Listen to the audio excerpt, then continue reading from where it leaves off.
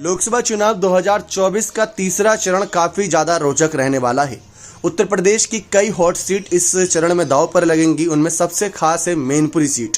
नेताजी की विरासत को बचाने के लिए पूरा सैफई परिवार एकजुट हो चुका है। अगर देखा जाए तो रामगोपाल यादव, शिवपाल यादव, अखिलेश यादव सब एक साथ नजर आ रहे हैं और सब डिंपल की जीत सुनिश्चित करने के लिए प्रचार प्रसार का जिम्मा संभाले हुए हैं। इस बीच डिंपल अखिलेश की बेटी अदिति यादव, डिंपल यादव की बहन भी इस बार प्रचार करने उतरी। तो एक तरीके से यहाँ पर पूरा परिवार ही परिवार के बाकी सदस्य भी नेताजी की विरासत को बचाने के लिए चुनावी मैदान में उतर आए। मैनपुरी सीट इसलिए खास है क्योंकि जब से नेताजी सीट से चुनाव लड़े 1996 से, तब से ये सीट पर सपा का ही दबदबा रहा। चाहे कोई भी चुनाव लड़ा हो सपा के टिकट से, तेज प्रताप हो या धर्मेंद्र हो या कोई भी सदस्य रहा हो। डिंपल की बात कर ले, नेताजी के निधन के बावजूद भी उनको इतना अच्छा जन समर्थन मिला जो शायद एक उम्मीद से परे था, क्योंकि 2,80,000 प्लस वोटों से जीत दर्ज करना बहुत बड़ा ये जीत का अंतर होता है। लेकिन अब बात आती है कि क्या ये विरासत को बचाया जा पाएगा, क्योंकि बीजेपी ने कई दावे कर रखे हैं कि मिशन 80 चला रखा है। अब की बार 400 पार की बात कर रहे हैं और अगर 400 पार करेंगे या करने के सोच रहे हैं तो ऐसी सीटें जो अब तक नहीं जीत पाए हैं एक भी बार भी, उनको इस बार जीत का टारगेट बनाकर चल रहे हैं। लेकिन हमने यहाँ पर एक सदस्य को नहीं जोड़ा, वो नाम था अपर्णा यादव का। अपर्णा और प्रतीक की हम बात कर लें। प्रतीक की अगर हम बात करें तो प्रतीक यादव राजनीति से कुल मिलाकर पूरी तरीके से दूरी बनाए हुए हैं। कभी कहीं किसी एक मंच पर नजर आ जाते हैं, जैसे हमने देखा था जब नेताजी का निधन हुआ था तो उन्होंने खुद ही क्लियर कर दिया था कि अब जो कुछ भी विरासत है नेताजी की राजनीतिक तौर पर वो बड़े भैया अखिलेश यादव ही संभालेंगे।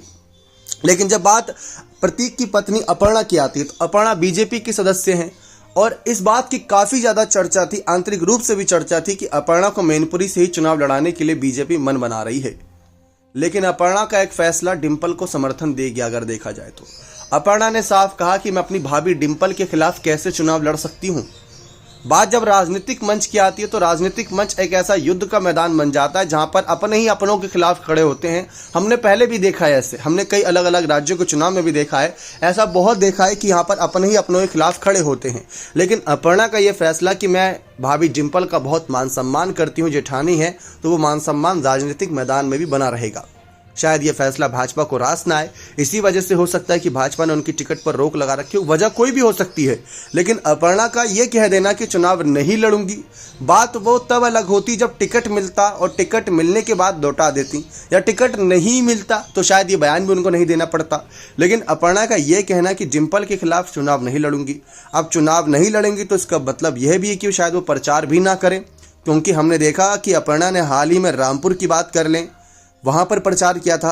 अखिलेश यादव कन्नौज से अपना नामांकन दर्ज किए, वहां पर उनके खिलाफ कुछ न कुछ तंज कस दिए। लेकिन बात जब डिंपल की आई तो अपर्णा वहां पर नरम तेवर दिखाती नजर आई।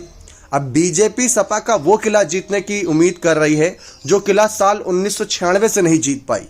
ऐसे में उनको कहीं ना कहीं सैफई परिवार के कुछ सदस्यों को बड़ा हथियार बनाना पड़ेगा। धर्मेंद्र यादव के बहनोई जो थे, जो बीजेपी में हैं, उन्होंने साफ कहा था कि अगर मुझे मैनपुरी से टिकट मिलेगा तो मैं चुनाव लड़ूंगा और बीजेपी को जिताने का, यहाँ कमल खिलाने का काम करूंगा। लेकिन अपर्णा जितना चर्चाओं में रही है जब से वो बीजेपी में गई, तब से शायद ही कोई इतना चर्चाओं में रहा कि अब टिकट मिलेगा, अब टिकट मिलेगा। टिकट नहीं मिला। लेकिन कुल मिलाकर देखिए, अब डिंपल की जीत को लेकर 3 मई को जो वोटिंग होगी, जीत हार जो भी होता है फैसला वो जनता के हाथों में है, वो तय होगा और 4 जून को नतीजे सबके सामने आएंगे। क्या लगता है कि क्या अपर्णा का ये फैसला बहुत बड़ा फैक्टर साबित होगा या नहीं, क्योंकि जयवीर सिंह मैदान में है और सामने से बीएसपी के प्रत्याशी शिव प्रसाद यादव भी मैदान में है। अब ऐसे में डिंपल के लिए कौन कितनी राह मुश्किल करेगा, ये सब आने वाले वक्त पर छोड़ देते हैं। चैनल को सब्सक्राइब करके बने रहें। बहुत बहुत धन्यवाद।